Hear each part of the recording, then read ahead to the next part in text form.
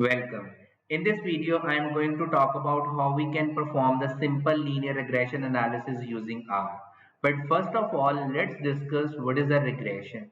So regression basically it's a statistical method which we can use to show the relationship between the dependent or a response variable with one or more independent variables or the predictor variables. Over here, y is representing the response or a dependent variable where x's are basically representing the predictor variables or input variables, or we can say that independent variables, okay, or input variables. So this regression analysis we can use to predict the dependent variable based on at least one independent variable. Okay, so it might be possible we have one independent variable or more than one independent variables. So based on those independent variables, we can predict how much changes will be occur in the dependent variable. Okay. Similarly, we can explain the impact of the changes in the independent variable on the dependent variable. So there are two types of the regression analysis we are going to discuss. So first of all, we will talk about the simple linear regression, which I am going to talk about in this particular video lecture. Whereas we have the multiple linear regression, we will talk about in the next video lecture. Okay. So when we are saying the simple linear regression, that means we have only one dependent variable and we have only one independent variable. So remember that in a simple linear regression as well as in a multiple linear regression, the main thing is your dependent variable must be a measurable or a quantitative variable. Okay, but your independent variable could be measurable or could be a binary form or a nominal scale or a ordinal scale, right? But your dependent variable must be in a measurable form. Okay, so let's talk about different types of relationship. So over here I am showing you the different scatter plots, okay, like on x-axis, on y-axis. So x-axis is basically indicating the independent variable, y-axis is indicating the dependent variable. So these dots are basically representing the values of x and y. This black line is basically indicating the relationship between these two variables. Okay, so as we can see that this scatter plot is indicating that x having the positive relationship with y. As x increases, y is also increasing, and they have the linear relationship right now we are indicating. But we can see that there is a much gap of these dots from the regression line. So we can say that it might be possible this contains a lot of variation. Maybe this regression line may not be accurately predict would be able to accurately predict compared to this line, because in this particular line, although x and y have the negative relationship, as x increases y decreases, but the dotted dots from the regression line is quite narrow. So that means this regression line would be able to predict it accurately. So which means in regression analysis, our ultimate target is to predict such line or to identify the such linear line that the gap from this point to this point should be minimum. So that means from every particular data point, the regression line, the gap is must be minimum, which is also known as the error. So this term is basically known as, this gap is known as error. Okay, because this dot is basically actually representing the actual values, whereas this black line is representing the predicted value. So the gap, that is the original value minus the predicted value, is known as the error. So in regression analysis, the ultimate target is how we can reduce this error. However, we would be able to find out the best fitted linear regression line. But it is not compulsory that the relationship between the two variables is only the linear. It could be non-linear, it could be a strong relationship, okay, it could be a weak relationship. Although they have the linear relationship, but could be strong, could be weak, could be no relationship. Okay, so obviously we are talking about the linear regression, which means we are talking about this one, this one, this one, as well as this one. And we are talking about that we want to find out such a linear regression, such a linear line which would be able to predict that particular data in a very appropriate manner. Okay, So now, first of all, we will talk about what is the simple linear regression model, and then we will discuss how we can estimate the parameters of that linear regression model using the method of least square approach. Okay. So first of all, let's discuss what is a simple linear regression. As we have discussed earlier, in a simple linear regression, we have one dependent variable, one independent variable. The dependent variable must be in a measurable form or a quantitative variable, okay, or we can say that it should be a ratio or an interval scale variable, whereas the independent variable could be a numerical, or you can say the quantitative variable could be the attribute, perspective, or ordinal, or a nominal scale. But generically, when we are talking about a simple linear regression, both the independent variable or the dependent variable must be the quantitative variable. Okay, so this beta naught is basically representing the intercept value. Okay, this beta 1 is known as the slope of this regression line. It is also known as the regression coefficient of this regression line. This E is representing, or you can say this is basically representing the error term. Okay, so now we want to find out the values of beta naught and beta 1. However, we should be able to minimize this one. Okay, so let's represent this regression line in a scatter plot. So on x-axis we have the independent variable, on y-axis we have the dependent variable, which is y. Okay, against every x we have dotted the value against the value of y, and we have find out the regression line. You can say that, so there could be the multiple regression lines. Now our target is we should find out such a regression line that this error should be minimum. Okay, so which means, as I have told you earlier, that this epsilon is basically representing the error. So this blue line is basically, let's say this is a fitted regression line. So the gap from this dot to this regression line is basically known as the random error. So that means we want to find out again such a linear regression line that this error, this gap between these dots and this regression line should be as less as possible. Okay, so this beta 1 is basically indicating the slope of this line. Okay, and obviously this beta naught is representing the intercept point where this regression line is going to cross this y-axis. So which means ultimately we want to find out the value of beta naught. So that means the fitted regression line, or you can say the value of beta naught is b naught, and the value of beta 1 is b1. So either we can represent b naught with b1, or either we can represent that b naught hat or beta 1 hat. So these are the estimated values. Okay, remember that. So these are the estimated value, but as you can see that in this particular regression line there is no epsilon value. Okay, so remember that when we are estimating this regression line, we will assume that this error term is normally distributed with mean 0, okay, and standard deviation 1. So that means a normally distributed with mean 0 and 1. So that's where we can eliminate this error term while we have estimated this regression line. We will assume that there is no error, okay, mathematically, or you can say theoretically. So how we can do that? So in order to minimize this error term using the method of least square, so how we will do? So the actual values we know that that is representing with y, okay, whereas this blue line is represented with the estimated regression line once we find out the value of beta naught and beta 1. So the gap between this one is called as error, right? This is error.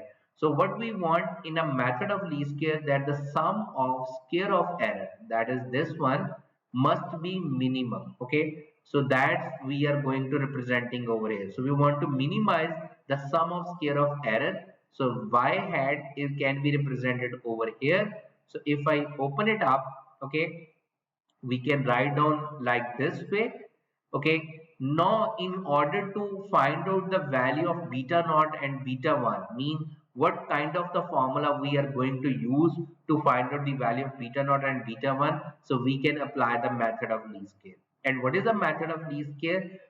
we are going to differentiate this function with first beta naught and then beta 1 in order to find out the values, and we will equate those equation equal to the 0. Okay, so let's first differentiate this function with beta naught, and when we are going to differentiate this one, as we know that the power comes first, that is 2, and then the straight function, because we are partial differentiating with respect to beta naught, this value would be 0, this value is also would be 0, and this function would be when we are differentiating with beta naught, the answer of this one would be -1. So we will get this equation and we will put it equal to 0. Okay, similarly now we are going to differentiate the same function with the with respect to beta 1.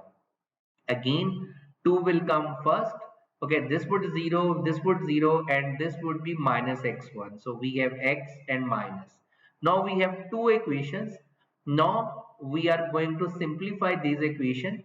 So once I have simplified this equation, I will get this one. I have simplified this equation, I will get this one. Now in order to find out the value of beta naught, what can I do?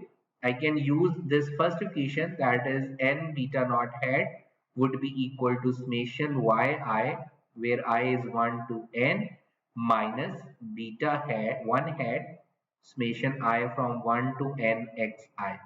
So if I divide it with this particular n, this is n, this is n. So that means beta naught head would be equal to this one, or we can say that this is equal to y bar minus beta 1 head into x bar. So this is the formula of beta naught. Now we have to put this formula over here, mean this one, and now we can find out the value of beta 1. So I have already done this. So this is the answer of the beta naught. This would be the formula for beta 1 in order to find out the best values of these parameters, or you can say estimators. Okay. Uh, so however our error will be minimized, or you can say the residual will be minimized. So it's up to you whether you can use this particular formula or whether you can use these formulas, okay, in order to estimate the values of beta 1 and beta. Okay, now let's discuss that instead of performing it manually, how we can do this simple linear regression through R, and then we will try to interpret the results. Okay, the example I am going to take is that, let's say I am working in a record company and my boss is interested in predicting the album sale from the variable advertising. Okay, so he is interested that if we are going to invest more and more in advertising, whether our album sale is increasing, decreasing, or it has no effect. So this data set is available. Okay, so let me open it. So this is the album sale data. Okay, now I am going to first of all reading this data set. So let me uh, increase the size of the font. Okay. Okay, so first of all, with the help of this particular command, I am going to read the data, because this data is already available in the same folder where I have saved this, created this particular project. Okay, so let me run this command. Okay, as you can see that with the help of this particular command, I am able to reading the entire data set. Okay, so that is the name of the data file. Header is equal to true, mean that every column's first thing would be considered as the name of the variable. Okay, so now I can view this data set. As you can see that we have the two variables, one is advertisements and other one is sales. Now, in order to fit this simple linear regression, let me first run this command. I am skipping this particular command. Why I am skipping, I will let you know later. Let's first run the simple linear regression. As you can see that our dependent variable is sales, and then we can use tilde sign, and then we have the adwords. Okay, that is basically the our independent variable, and the data is in our variable, that is album 1. So if I run this particular command, So simple linear regression is fitted. Now in order to see the result, we have to use this function summary album sales dot one in the variable where the results are available. So as you can see that we have this output of this regression line. So you can see that the values of the betas are basically in the form of scientific notation. So if you do not want to see this scientific notation, you want to see in the decimals, then first of all you have to run this command options sciping is equal to 99 and then again run these command. Now you can see that the answers are in a decimal places.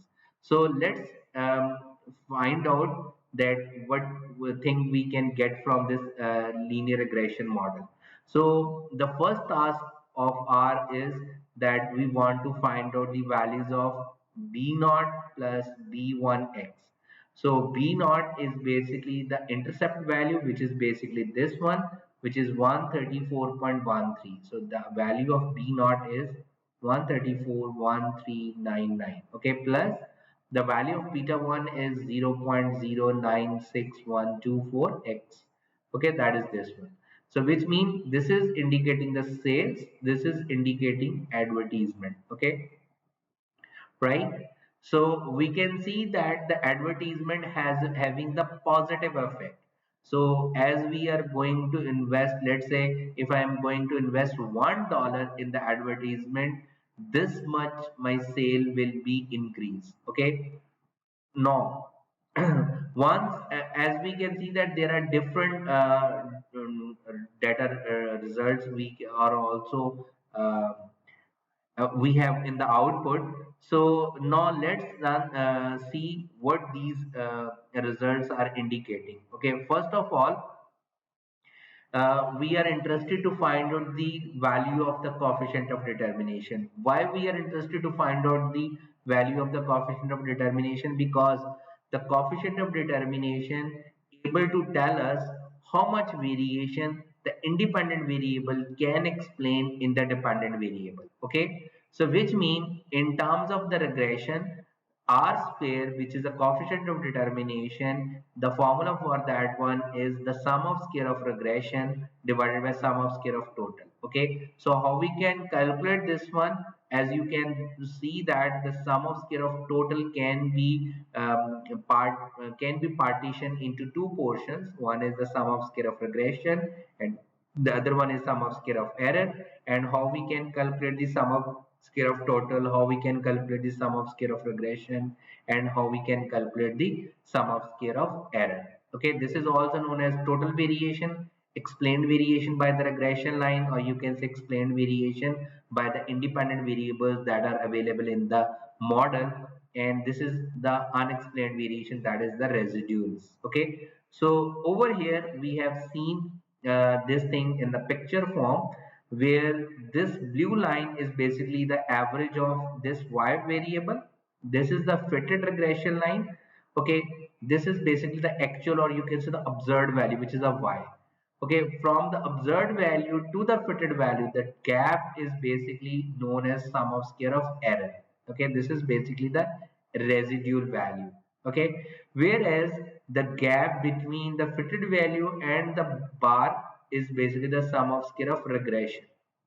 Okay, that is basically how much variation this regression model can explain in the dependent variable. Okay, or you can say how much variation the independent variables can explain in the dependent variable.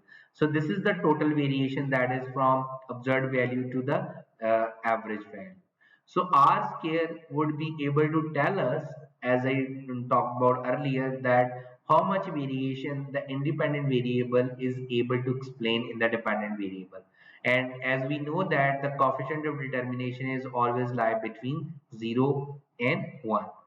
So now as you can see that the same output which I have shown you earlier, that over here we can see the answer of R square and adjusted R square. Okay, so the value of R square is indicating what? That is indicating that 33.5% approximately, or we can say that 33.46% of the variation in the album sale would be due to the advertisement. Okay, or you can say that advertisement can explain 33%, 33.5% of the variation in the album same.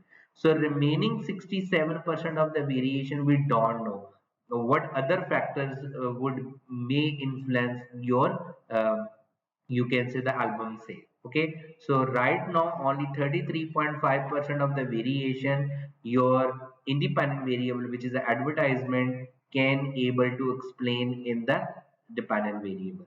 So right now, because we have only one dependent and independent variable, so that means with the help of the R square we can find out the correlation coefficient, that is 0.5784. Okay, how we can interpret that one?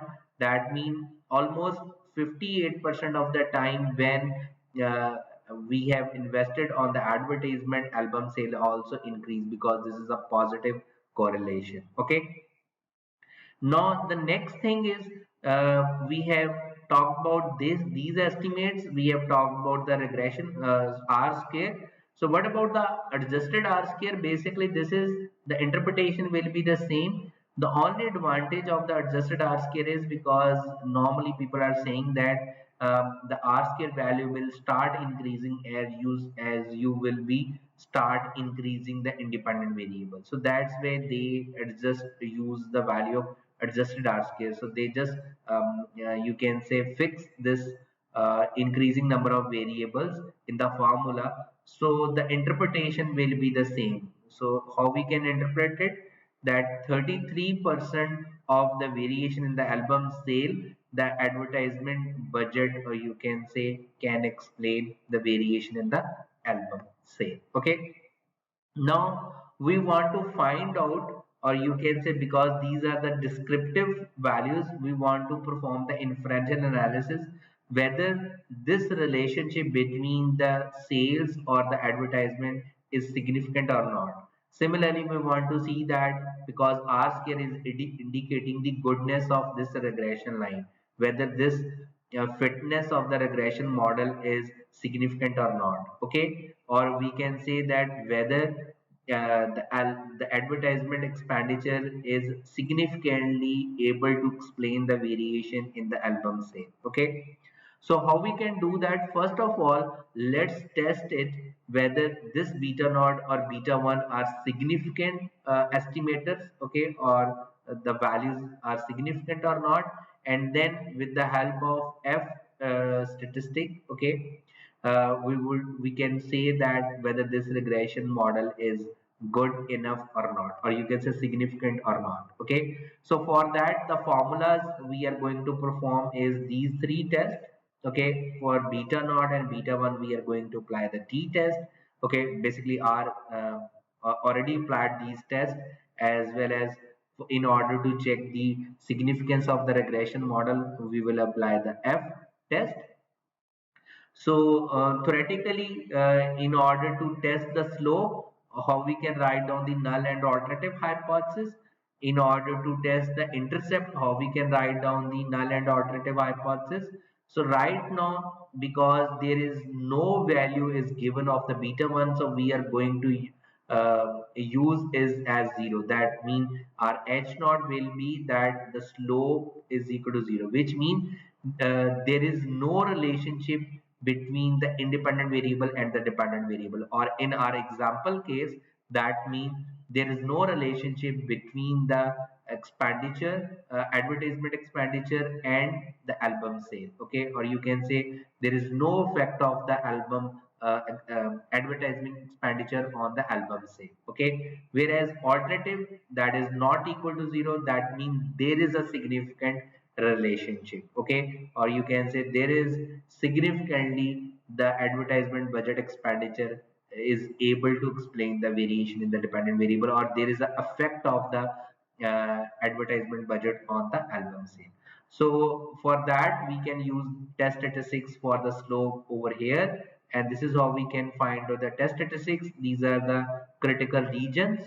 Similarly, in order to check the significance of the regression model, what is, because right now it's a simple linear regression, so that's why this will be the same. But if it is the multiple linear regression, then we have to pick F for all the betas that are related to your independent variables. But right now, because we are dealing with a simple linear regression, so there will be beta 1 is equal to 0, or there is a beta 1 is not equal to 0. So which means beta 1 is equal to 0 means this model is not a significant model. Okay, whereas beta 1 is not equal to 0 means this model is a significant model, or you can say the independent variable is significantly able to explain the variation in the dependent variable.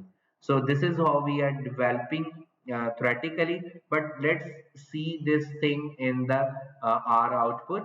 As we have already calculated, this is basically the beta naught test statistics. Okay, this is basically we have performed the test statistics or inferential analysis on the slope.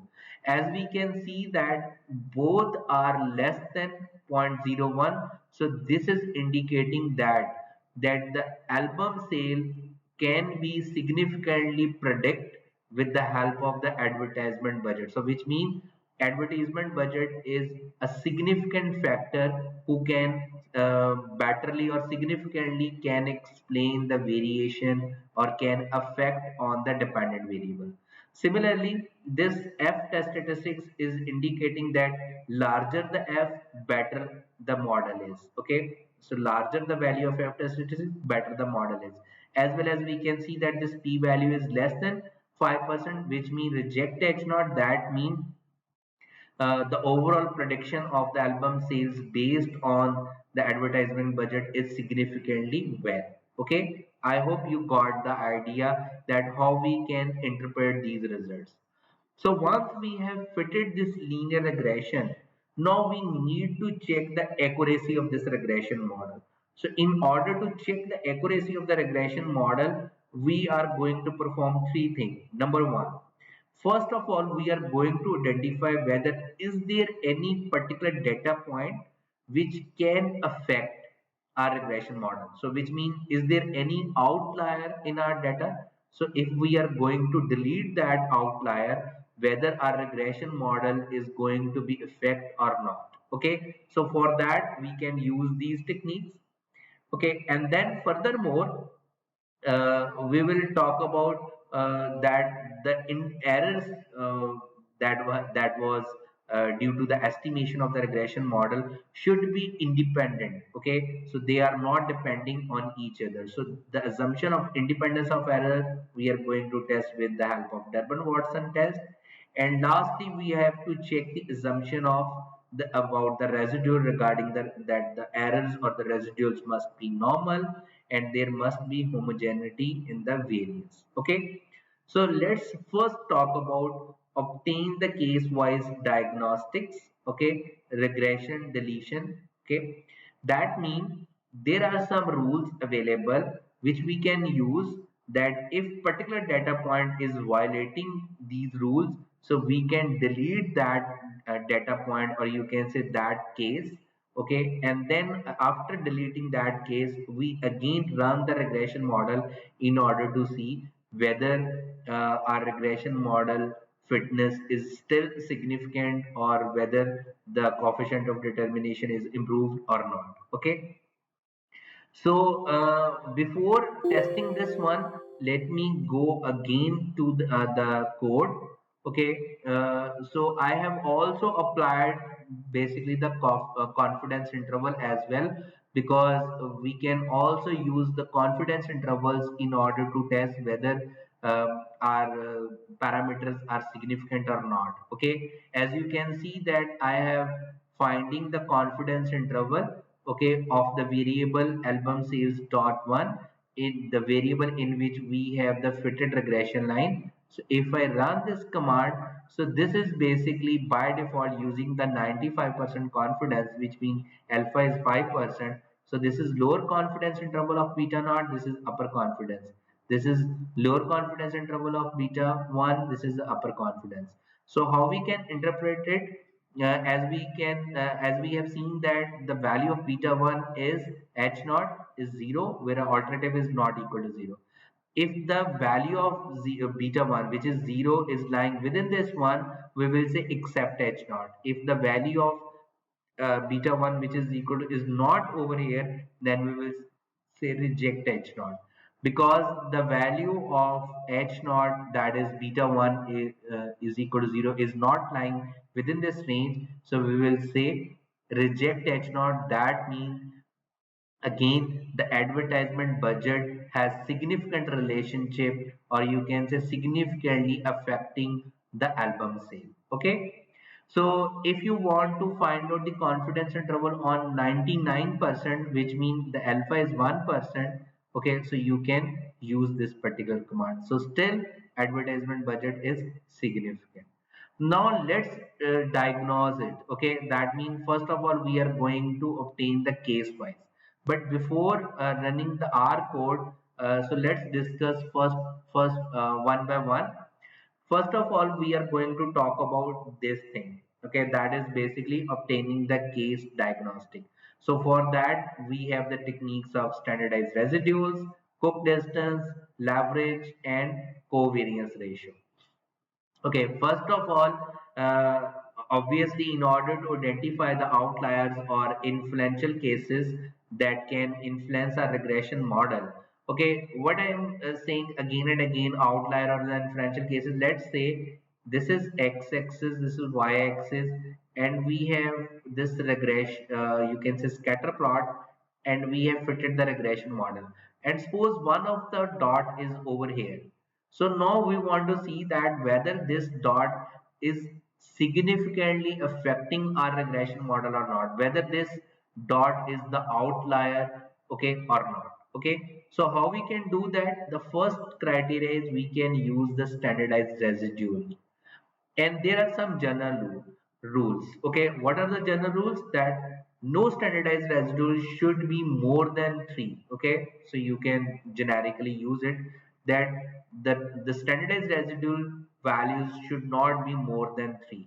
The other one is that if more than 1% of our sample cases are greater than 2.5, then there is evidence that model is fairly poorly fitted. Okay, so that means if more than 1% of the data points are more than 2.5, having the 2.5 standardized residual, so then we cannot rely on the fitness of the model. Similarly, if more than 5% of the cases are more than 2, you can say standardized residual, then there is also the evidence that model is poorly fit. So instead of using all, so mostly people are saying that you can use this basically concept, which is basically the third one, that you should check that at least 95% of the cases must having the residual within plus minus 2. Okay, so if that is the case, then we can say that our model is good. Okay, so furthermore, because the problem with the standardized residual is that do not provide a particular case influence on the model. So it is just talking about the as a whole, that whether model is good or not. Okay, they provide the criteria with the help of 1% or the 5% perspective. So if we want to find out the perspective of the individual cases, then we can use the Cook distance or a head value, which is also known as leverage, or we can use the covariance ratio. So basically, Cook in 1982 gave us that if the value of the Cook distance is greater than 1, then that is the concern that you should delete that particular case or that particular data point. Okay. Whereas the hat value is always lying between 0 and 1, where 0 means that there is no influence of the particular data point, or you can say case, whereas 1 is indicating that it has purely influence of the overall on a overall prediction. So first of all, we have to calculate the average leverage value. How we can do that? That is k plus 1 divided by n, whereas k is representing the number of independent variables, n is representing the number of data points. Okay, there is a cut of points that is basically provided in 1978 as well as Stevens in 2002. So they gave us that we have to investigate the cases which are greater than this one. Okay, that means we should delete those cases according to them. If certain cases having the leverage value more than twice of the average. But in 2002, Steven says that he recommended that we should delete only those cases which are three times of the average of this value. Okay. So based on this average leverage value, we can find out the covariance ratio. Okay, so how we can do that? This is the formula to find out the upper covariance ratio. This is the lower covariance ratio, and we can see that if any of the case or the data point are crossing these lower or upper confidence limits, or you can say upper or lower limits, then we can delete that particular case. But generically, what most of the people are recommending that you should only see the cook distance. Okay, like Stevenson in 2002 says that you can identify the significance of the outlier of any particular data point if the cook distance is greater than one, but it is less than one, there is no real need to delete the particular data point. Okay, so which means based on only the cook distance we can decide whether the particular case or the particular data point is outlier in our case or not. Okay, so before discussing the next thing, so let's perform this thing in our R. So first of all, with the help of this command, what I am going to do is I am going to find out the cook distance. So basically I am plotting the cook distance. So this is the name of the variable in which we have fitted the regression line. This is basically indicating the size of the, you can say, dots. Okay, we are saying that dot should be red color, which c is equal to 4, that is basically plot number. So in this plot, which is equal to c is equal to 4, is basically the cook distance plot. So if I run this command, okay, so let me run it again because it is creating some. Okay, now as you can see that this plot is indicating the cook distance plot. So this is the data points on x-axis, y-axis we have the cook distance. As you can see that 0.1, 42, 169, even all the data points, so they have the largest cook distance. Okay, but all the cook distances are less than 1, which means there is no outlier case in our data set. So if any of the data case is greater than 1, so we have to delete it and then again fit the regression model in order to see that whether the still our regression model is significant or not. So furthermore, if you are interested to find out the values of the residual, so basically with the help of this command R standard, so I am finding the standardized residual value. With the help of this command, I am finding the cook distance against every particular data point. With the help of this function, I am going to find out the hat or the leverage value, and with the help of this function, I am going to find out the covariance ratio. So all these things I am going to store in different variables, and then all these variables I am going to save in the same variable in which we have store our the data. So basically in the variable where we have all the data sets. So for that I'm using the function write.table and the name of the variable in which we have already entire data set.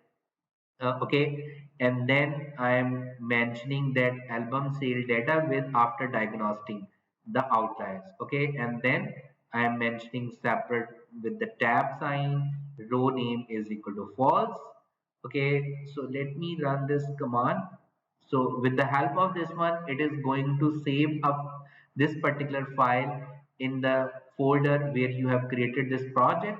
Now I am going to round this data up to 3 digit.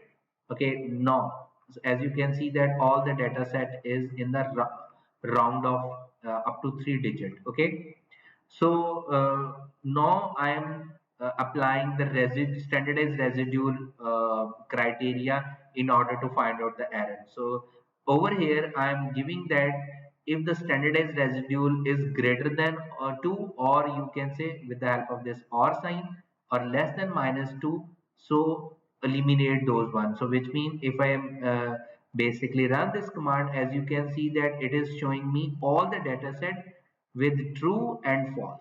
So the true mean yes, they are you can say having the standardized residual more than 2, whether it's positive or negative, minus negative 2 mean less than negative 2 or more than positive 2.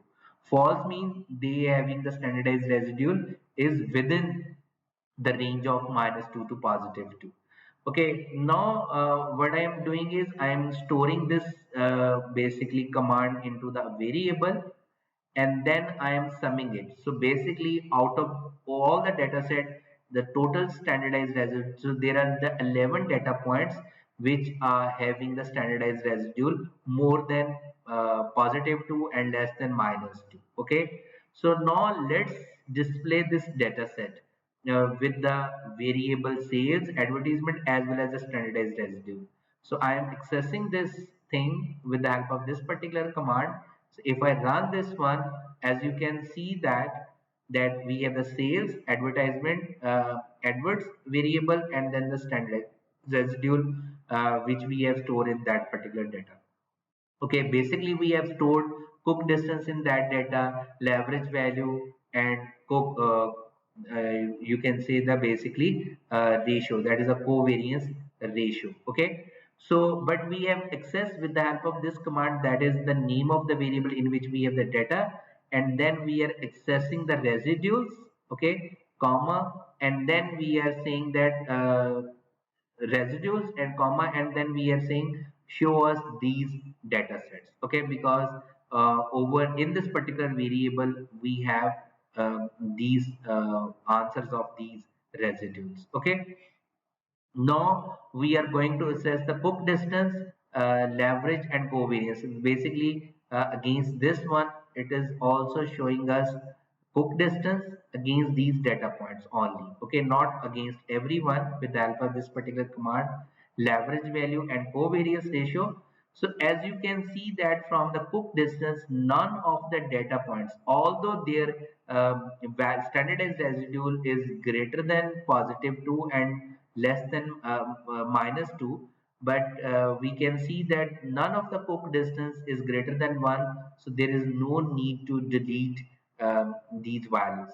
Similarly, let me talk about that. If you can see that almost none of the hat value, or you can say the leverage value, is crossing those limits. So some of them, I believe 169, and this one is near to the lower or upper limit. But as we have discussed earlier, that because none of the cook distance is crossing the value of greater than 1, so that means there is no need to delete a particular case.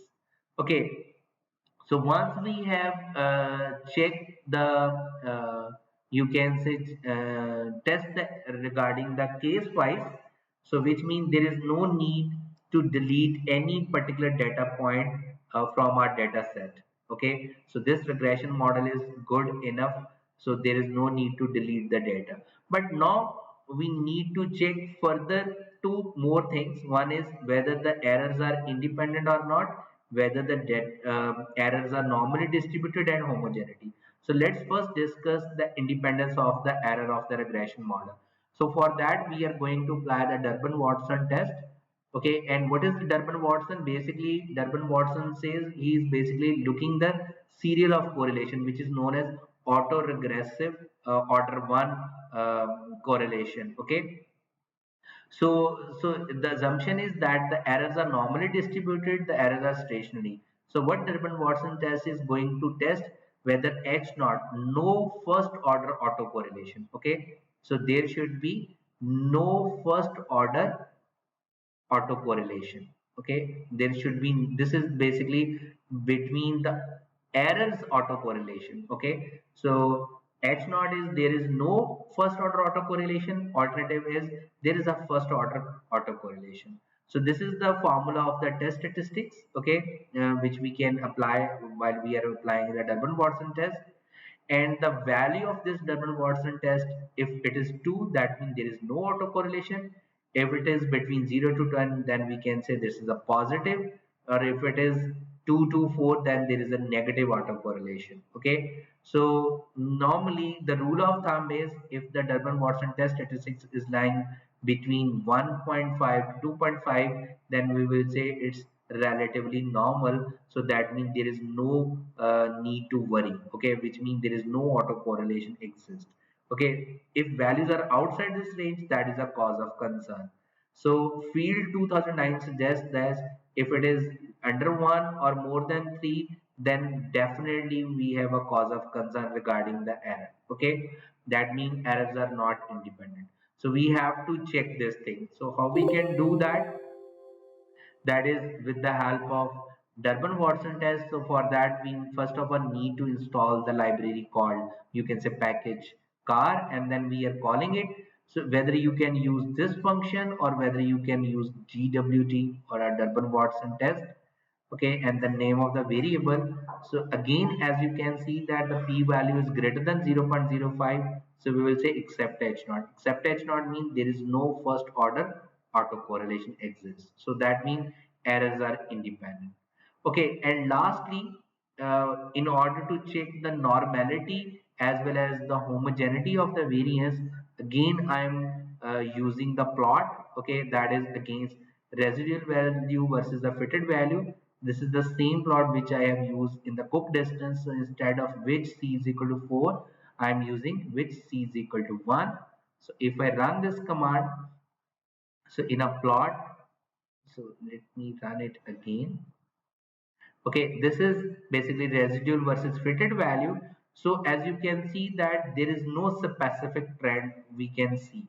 So if there is a trend like that the residual and fitted values start increasing or start decreasing, so there is a scatter form. So which means we can say that there is no you can say there is a homogeneity in the variance. So variations are constant over the fitted value and as well as the residual values. So in order to check the normality, so we can use the QQ plot as well as the scale point. Okay, so basically the QQ plot is indicating the normality of the data. It seems that the data is not mean error data is not normal. But if you see this particular data set, this data set is quite huge. So which means, so as most of the people says that if data is large enough, we can relax this assumption. Okay, but whereas if we are talking about this scale, the location point which is giving the same answer which the residual and the fitted value, which is mean this is also talking about the homogeneity of the variance. Okay, because in residual and fitted we are using the fitted value and the normal residual, whereas in scale location instead of using the actual residuals they are using standardized residuals. So still we cannot see any particular trend, it's constant over the time. Okay, now, let me show you some graphical as well. So right now I'm using another data set which is an exam anxiety data. So let me read this data set. Okay, and over here we have the exam anxiety and the exam performance. Okay, this is anxiety variable exam, and now I am applying the regression model while having the dependent variable anxiety, the independent variable exam. So basically, I'm now basically showing you the graphically scatter plot and the regression using the library ggplot. So this is basically the ggplot between the exam anxiety and exam performance.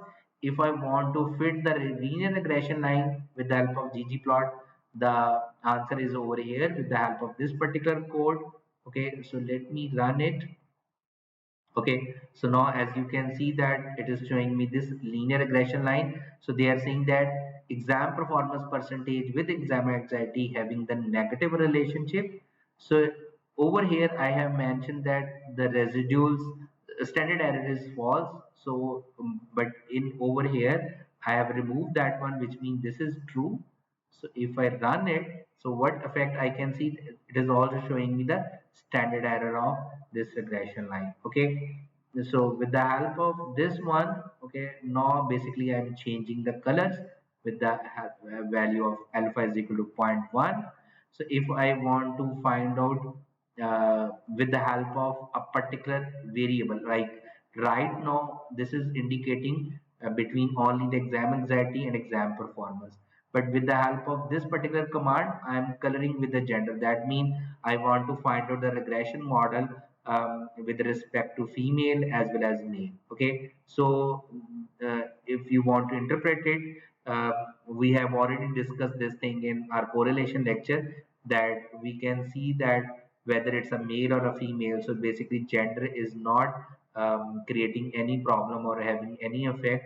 So exam anxiety and exam performance having equal effect on whether it's a male or the female. Okay, similar kind of relationship.